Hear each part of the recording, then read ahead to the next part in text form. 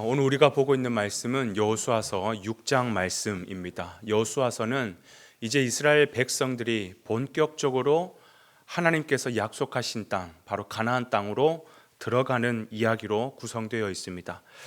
그런데 들어간다고 해서 그냥 들어가지느냐? 그렇지 않죠. 들어가기 위해서 크게 거쳐야 될 두 가지의 장애물이 있습니다. 첫 번째는 요단강을 건너야 되는 거고요.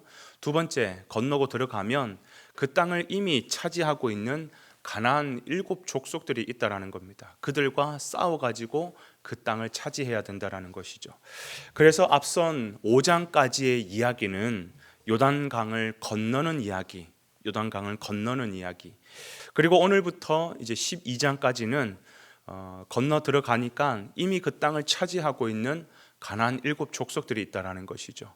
그 7 족속과 정복 전쟁을 치르게 되고 그러면서 하나님 주신 땅을 차지하게 되는 이야기로 나오고 있습니다. 그 중에 오늘 본문은 첫 번째 관문이죠. 그리고 유명한 사건이기도 합니다. 바로 여리고성을 무너뜨리는 이야기입니다. 이 이야기를 간단히 말하자면 여리고성은 굉장히 견고한 성입니다.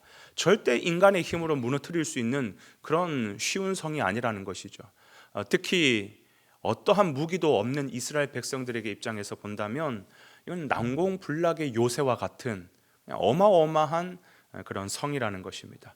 그런데 하나님께서 알려주시는 아주 독특한 방법, 그 방법을 통하여서 이스라엘 백성들은 손 하나 대지 않고 난공불락의 요새 여리고성을 완전히 무너뜨리게 되는 그런 장면이 나오게 되는 것이.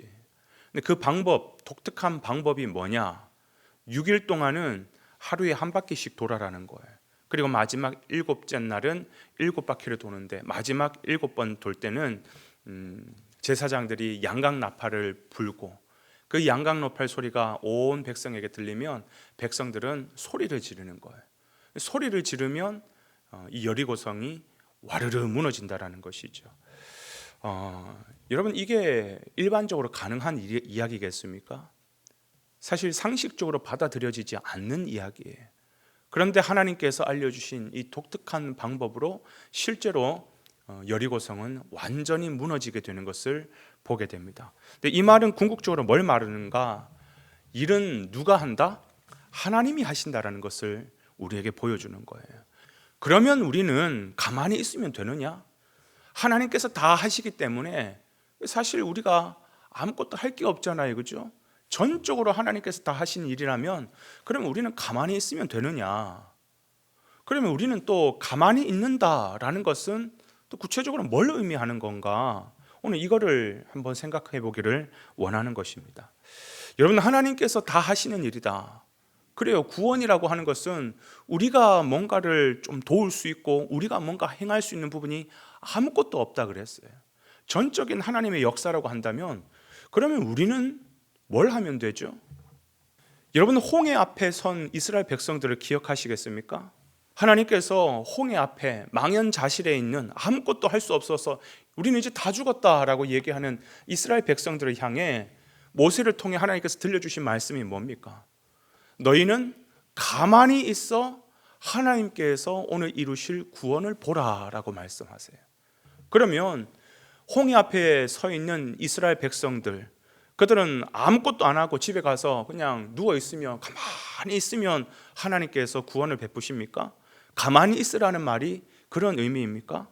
그럼 도대체 가만히 있는다라는 게 무엇일까요? 그 본문을 다루고 있는 출애굽기서를 보면 이렇게 기록하고 있습니다. 이스라엘 백성들, 홍해 앞에 서 있는 모든 백성들은 온갖 불평 원망을 하는데 모세만큼은 하나님 앞에 엎드려 기도했다라고 얘기하고 있어요. 하나님 앞에 기도하는 거예요. 그때 기도하는 모세에게 하나님께서 들려주시는 말씀이 뭐냐면 너는 지금 일어나서 홍해를 향해 너가 들고 있는 지팡이를 내밀어라 라고 말씀하시는 거예요. 왜 갑자기 기도하는 나에게 홍해를 향해 지팡이를 내밀으라고 말씀하시지?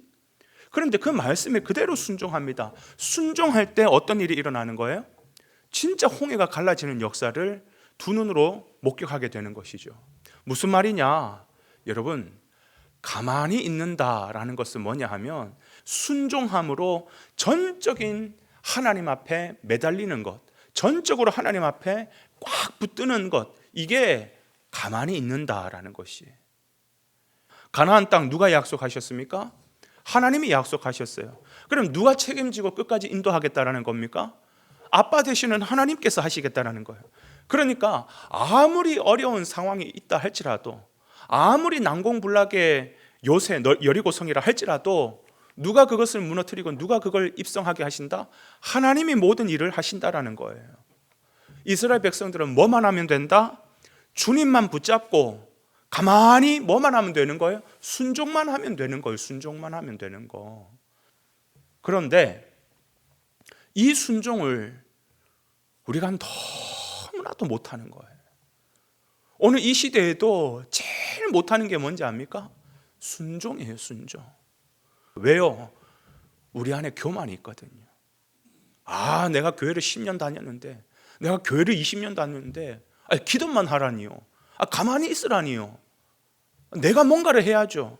우리 안에 있는 교만, 우리 안에 있는 이 죄성이 우리를 하나님 앞에 가만히 있지 못하게 만드는 거예요. 여러분, 지금 이스라엘 백성들이 요단강을 건너자마자 지금 진친 곳이 어디예요? 길갈이에요. 지금 현재 진은 어디에 있느냐? 길갈에 진쳐 있어요. 그리고 바로 코앞에 여리고성을 이제 돌아야 되는 겁니다. 제가 성지순례를 다녀와 보니까 길갈과 여리고는 몇 킬로가 떨어져 있냐면 무려 14킬로가 떨어져 있습니다. 성경에는 그 거리가 나와 있지 않으니까 우리는 그냥 쉽게 생각하죠. 여러분 14킬로를 걸어와 가지고요, 한 바퀴를 돌고 그대로 돌아오면 또 14킬로 와요.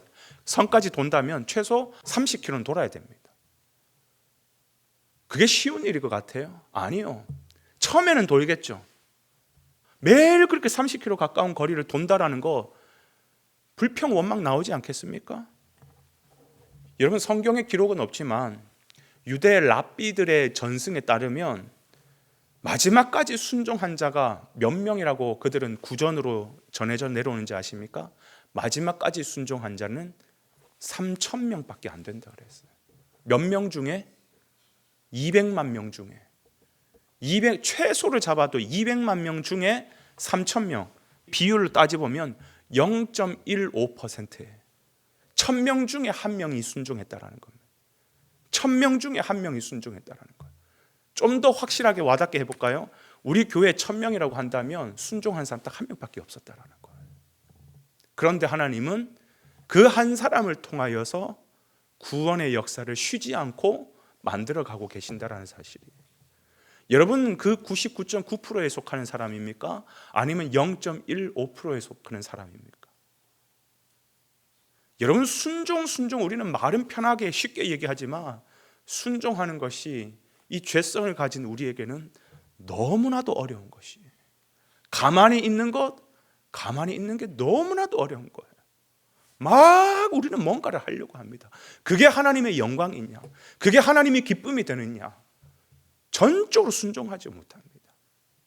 사랑하는 여러분, 하나님은 오늘도 100% 하나님 앞에 순종하는 사람을 찾고 계십니다.